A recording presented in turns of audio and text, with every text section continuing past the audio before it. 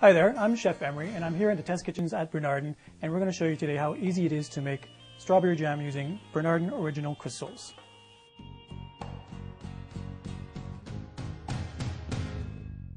The first thing to do is to always inspect your jars and to make sure that they're free of nicks or cracks, because they do come in boxes and it's always very important to check to make sure that they are free of those.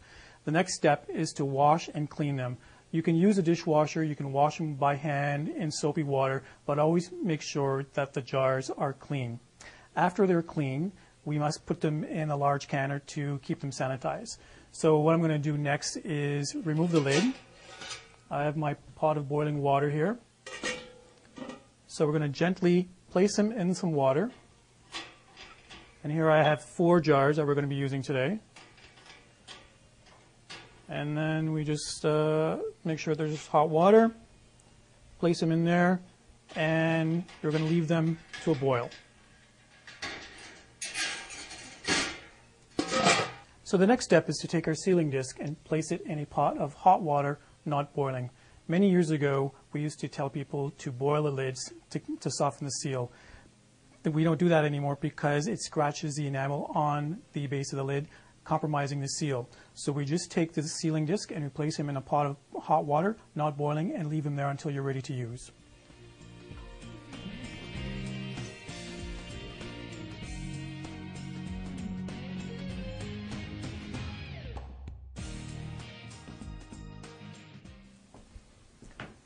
Our next step in making jam is to measure the sugar. Now this is a very important step because each recipe contains a different quantity of sugar, and it's very important to have the sugar measured out, because if you get sidetracked you forget what the quantity is. Therefore it's very important to measure it and then set it aside.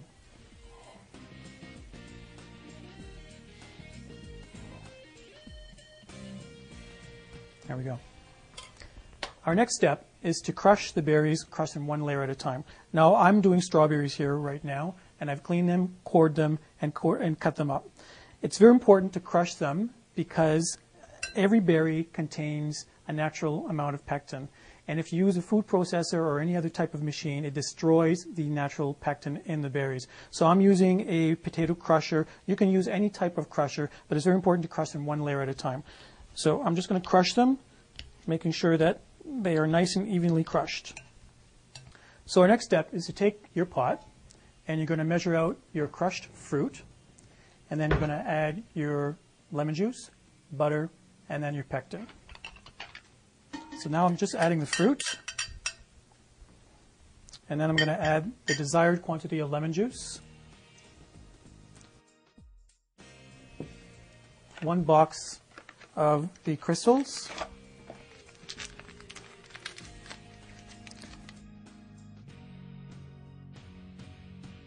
and then I'm adding a 1/4 teaspoon of butter, and the butter essentially is to help reduce the foaming when you bring your berries to a boil. And then you bring this to the stove, and then you bring to a boil. Once you've brought your jam to a full rolling boil that cannot be stirred down, you add your full amount of sugar. Stir really well to dissolve the sugar, and this must be brought up to another full rolling boil, and it must boil hard for 1 minute.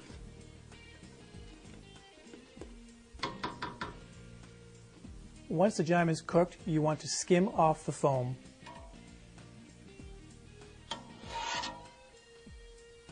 Okay, now that the jam is cooked, we're going to ladle it into the hot jars.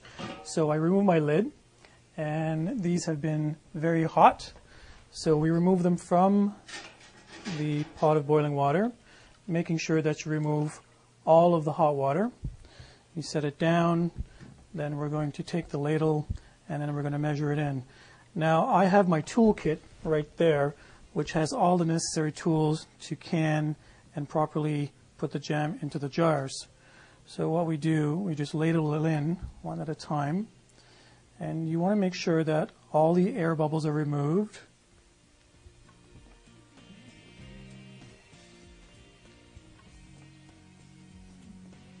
Now, one of the tools that's in a toolkit is this handy little measuring tool, and you want to measure it to 1/4 inch from the top of the jar, and that's perfect.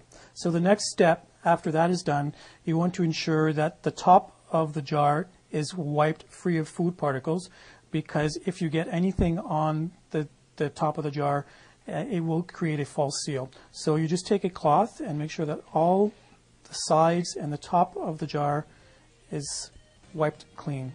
Once that's done, you take your magnetic wand and then you're going to put your sealing disc on the top. You center it very carefully, making sure not to burn yourself. You take the screw band, you put it on fingertip tight. You don't want to tighten it too tight because it would create a false seal. You then take it and then put it back into the hot boiling water and continue till you are done.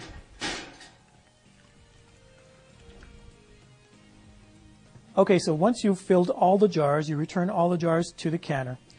You want to make sure that they're covered with at least 1 inch of water. You cover the canner and bring to a full rolling boil for 10 minutes. Once the 10 minutes is complete, you remove the lid and you let stand for 5 minutes. Once the jars have stood for 5 minutes in the boiling water, remove them from the canner and put them on a protected surface, and you should let them stand for 24 hours until the seals have taken.